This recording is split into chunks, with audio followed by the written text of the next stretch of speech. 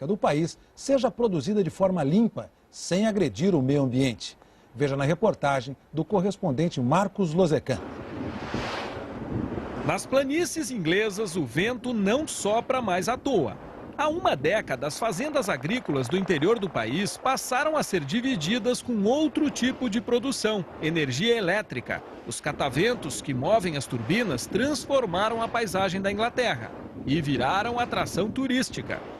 Se de longe já chamam a atenção, assim, de pertinho, impressionam pelo tamanho. São gigantes de 60 metros, a altura de um prédio de 20 andares. Olha só a imponência disso.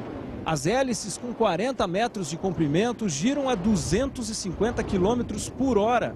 Em média, 19 rotações por minuto. Cada turbina dessas produz energia suficiente para abastecer 1.300 casas. Nessa usina, os 9 geradores abastecem os 2 municípios da região, com um total de 35 mil habitantes. Repleta de cassinos iluminados, Great Yarmouth, a 220 quilômetros de Londres, foi uma das primeiras cidades do mundo a se beneficiar da tecnologia. Nos anos 70, eram pequenas turbinas isoladas. Cada uma abastecia no máximo uma única casa ou fazenda. Logo vieram as grandes usinas eólicas atraídas pelo vento constante que sopra do Mar do Norte. Aliás, é no próprio mar que muitas turbinas estão instaladas, a cerca de 3 quilômetros da costa, em cima de plataformas de concreto fincadas no fundo do mar. Tem gente que é contra porque acha feio, vê se pode, diz o casal. Nós adoramos saber que temos energia sem agredir o meio ambiente. O gerente da empresa garante que a natureza é afetada só no visual, não há nenhum risco. O Brasil, com imensas áreas terrestres e uma costa com mais de 8 mil quilômetros, também pode explorar o potencial do vento, ele diz. O maior empecilho, por enquanto, ainda é o custo. Na Grã-Bretanha, cada turbina sai pelo equivalente a 8 milhões de reais. Mas o retorno, segundo os empresários, é garantido. Em até 6 anos, o investimento se paga. Atualmente, em solo e em águas britânicas, há 2.100 turbinas eólicas responsáveis pelo abastecimento de 2 milhões de famílias, 4% da população. Dentro de 20 anos, deverão ser 8 mil turbinas, cada uma com o triplo de potência. Então, todas as residências do país serão abastecidas com energia produzida pelo vento. Esses cataventos enormes também já existem aqui no litoral do Brasil, principalmente no Nordeste. Mas a produção de eletricidade a partir do vento ainda é muito pequena. Veja por quê na reportagem de Alessandro Torres.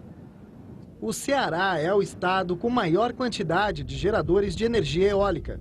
Os ventos constantes atraem para este pedaço do litoral brasileiro empresas que investem em usinas como esta.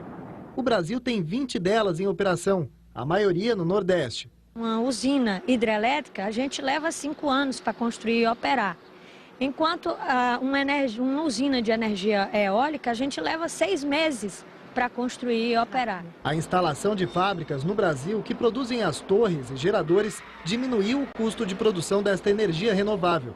Mas ainda assim, um parque eólico custa muito caro. O complexo hidrelétrico em construção no Rio Madeira, em Rondônia, vai custar 20 bilhões de reais e gerar 30 milhões de megawatts-hora.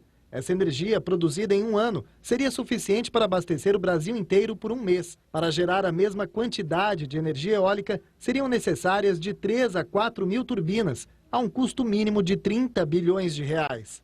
No Brasil, os cataventos geram menos de 2% do total da matriz elétrica.